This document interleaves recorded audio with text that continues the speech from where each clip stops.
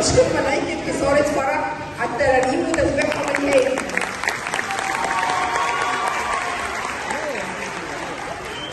بنشكر مس مارينا الخادمة الأمينة، الخادمة اللي بمعنى الكلمة بجد. حركات الصوت والبق دايما معانا في كل الحفلات. نشكر الرسام فادي مدحت.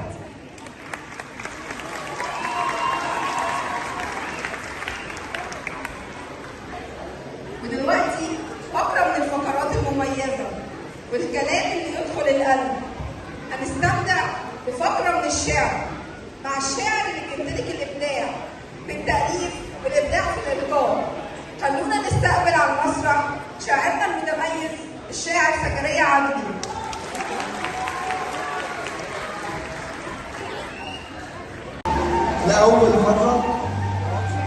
لأول مرة أكون متلخبط، مش عارف أعبر عن شيء جواي. لأول مرة أوصف حد بالكلام وأحس كلامي مش كفاية. لأول مرة أكون مش عارف أوصف إزاي ولا أبدأ منين، أو أتكلم عن مين أو مين. عن علم حسبيان ولا نعمة دنيان، ولا عن إكليل فخرنا وفخر جنسنا، ولا عن خلاص أشعية وشفاء أرمية وفخر العذارى ونعمة إليشا وقوة إيليا. أتكلم عن مين ولا مين؟ يا أم مخلص البشرية، أوصفك إزاي يا ست البنات؟ أوصفك إزاي وأنا أول مرة أوصف ملكات؟ يا أم النور وأم الخلاص، يا قدس الأقداس، يا ست الكل وست الناس، يا تاج على الراس. مفيش ولا مرة ناديتك فيها وما سمعتش، مفيش ولا مرة ناديتك فيها وما سمعتش. يا أم وصديقتي وحبيبتي الوفية، يا طاهرة ونقية. مفيش ولا مرة احتجتك فيها وما لقيتكش. ولأنك يا احتملتي آلام، وكانت آلامك يا عذراء قوية، بلاقيكي دايما بتحس بيا، وبسرعة بتيجي ما تتأخريش، وجمايلك كتيرة ما لهاش عدد، لأنك يا أمي زي الريش. أوصفك إزاي وليك في رقبتي 100,000 دين، طوباكي يا مريم في كل حين، يا راحة وفرحة للقديسين، يا بتول ومعينة، يا بكر وعروس، يا أم الفدينة. تعالي يا عطرة وحلي بروحك والبس كل القلوب الحزينة. تعالي يا عطرة حلي بروحك والبس كل القلوب الحزينة. مفيش ولا مرة طلبت وجودك وكسفتيني، مفيش ولا مرة طلبت وجودك وكسفتيني. دايما بتيجي في ميعادك يا عطرة، بتيجي في ميعادك وتفرحيني، بتيجي معاكي حل المشاكل اللي منها بتخلصيني. دايما معايا حافظة خطايا، دايما معايا وبترشديني. يا فخر يهوذا، يا باب المشارق، في همي وحيرتي بلدك جاية وبتطمنيني. في نهاية كلامي في سر الأول مرة أقول، في مرة تعبت وألامي مجدتني، واحتاروا معايا كتير من الأطباء، وحست كل الدنيا سابتني. واحتاروا معايا كتير من الأطباء، وحست كل الدنيا سابتني. وما ناديت وقلت العطرة جات العطرة بسرعة وشافتني. فأنا لو أتكلم عن حكايتك هحكي بدل الحكاية حكايات. بس أوصفك إزاي يا ست البنات؟ أوصفك إزاي وأنا أول مرة أوصف ملكات؟ كل سنة وأنتم طيبين.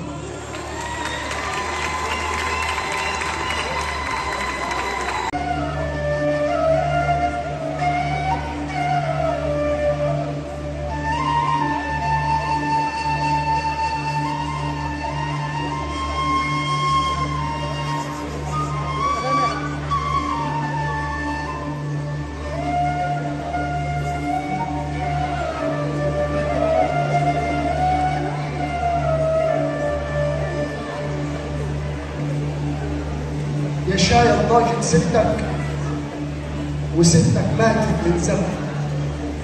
كانت قصيدة على فكرة مش يشايا طاجت ستك وستك ماتت من زمن، ونسيت وصيتها لما قالت لك تبت اللي تلاقيه وقت المحن، ووعاك يا واد تنخش في دمك كدابة.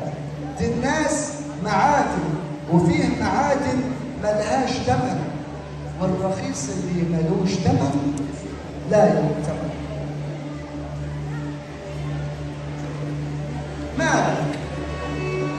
مالك بقالك مدة وانت مش انت، وهم الدنيا فوق كتفك، وكأن الفرحة معدياك والحزن لازم وفي صفك، ولون الدنيا في عينك باهي، وجعك مرسوم على كفك، وبسبب ناس مش وصموك ظهرك حنى ظهرك وبقى ضعفك.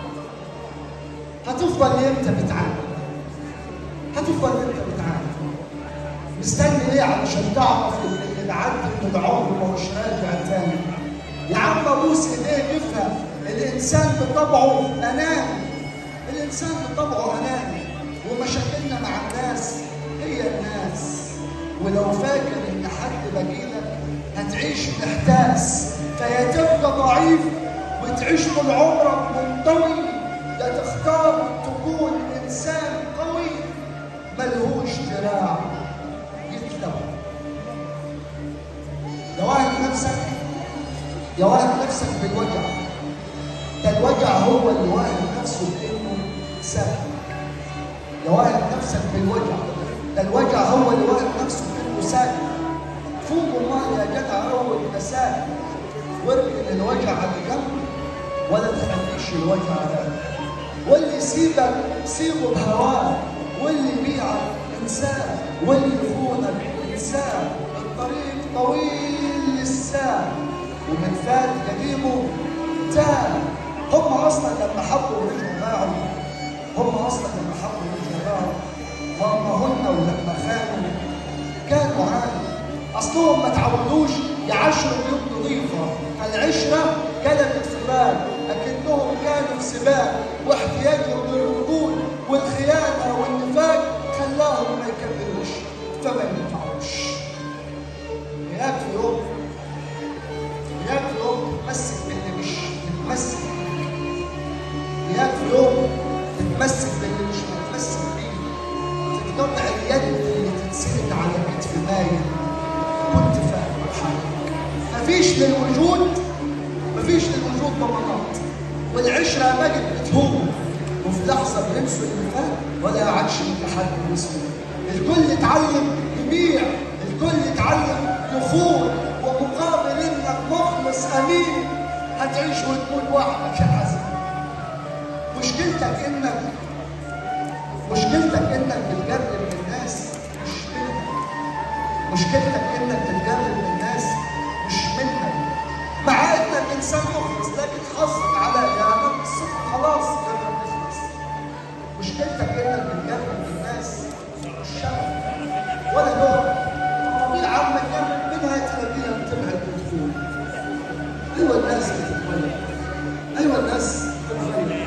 احنا اللي بنفهم متاخر ان طبيعتنا سر خلقنا، وان الطيبين خلصوا، اما عن اللي خذلوه فدول اصلا علم فرنسا.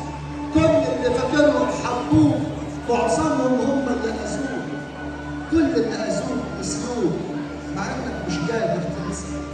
عمال طول الوقت تكذب مش عارف بس انت هتنسى، ولا قادر تتحمل وجعك، ولا عارف تعمل زيهم انك يوم تجرح او بتكسب. وانت صح. احيانا رد الوجع مش عدل، اصلك يا ضعيف ولا جبان، فمهما كان مدى وجعك، مهما كنت تعبان، مش من المنطق يكون ردك في عمق كلمه عشان شكرا.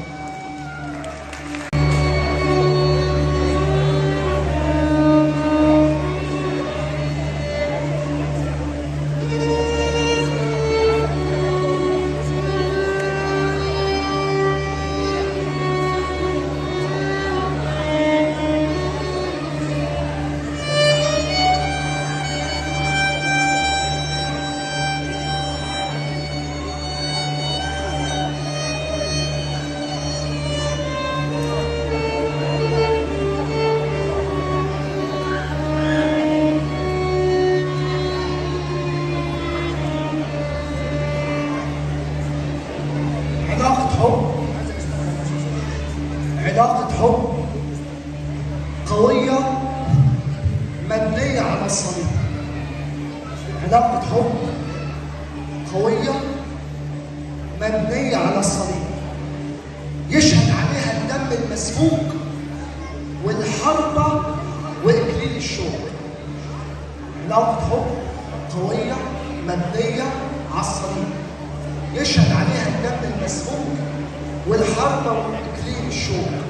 والغريب في القصة وعجيب إن المريض علشان يعيش ضحى بنفسه.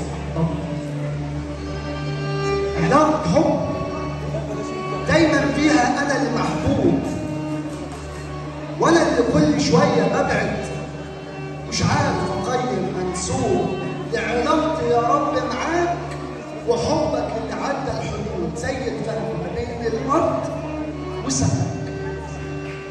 علاقة حب كنت فيها متمرد مع إني أضعف من أضعف ضعيف، وأنا اللي سبت إيديك ومشيت مع إني أنا المحتاج لأني كفيف. أنا يهوذا، أنا يهوذا اللي باعك واللي خانك واللي هانك واللي المفروض كانت صلب يا يسوع مكانك. أفرجيها عن يهوذا، أفرجيها عن يهوذا. ده كان هو يعني باعك مرة، أنا ياما بعتك وأنا عارف إن الخيانة مرة، وبعد ده كله لساك حبيبني ولا كأن حصل شيء بالمرة. وبعد ده كله لساك حبيبني ولا كأن حصل شيء بالمرة. كلام إيه؟ وعظات إيه؟ وشعر إيه اللي يوصف قصة حب زي دي؟ ده حبك ليا أعظم قصة حب ذكرها تاريخ البشرية. ده أنت ياما دكت مرار بتكرار علشان تخلصني من الخطية اللي أنا أصلاً كنت السبب فيها، وأنا اللي لسه بعيد وأزيد فيها، ولسه لحد الآن بستعبط وعامل نفسي ناسي. لسه لحد الآن بستعبط وعامل نفسي ناسي. كانوا واخدينك وسحبينك زي حاجة ما تتوصفش، ومن كتر الكساوة زادوا غباوة، خلوا ملك ما بيتنصفش. الصليب كان مستنيك وانت بتجرب، والزمن ما بيجربش، والحربة في جنبك بتعذب ما بتموتش. وعلشان خلاص انا سكت، لكن دموع امك ما سكتتش. المشهد ده بالتحديد عمره ما راح يوم عباد. المشهد ده تحديدا عمره ما راح يوم عباد. انا فاكر كل تفاصيله، كل الاحداث سحت خيالي. حتى وانت على الصليب كنت برضه فاتح له حضنك، بتقول لي انت الغالي وعلشانك هموت مكانك، وعلشان تصدق هقوم تاني من الموت. ساعتها هتفهم معنى السكوت في رحلة الآلام. يا ابني أنا كنت ساكت عشان الحب عمره ما كان كلام. يا رب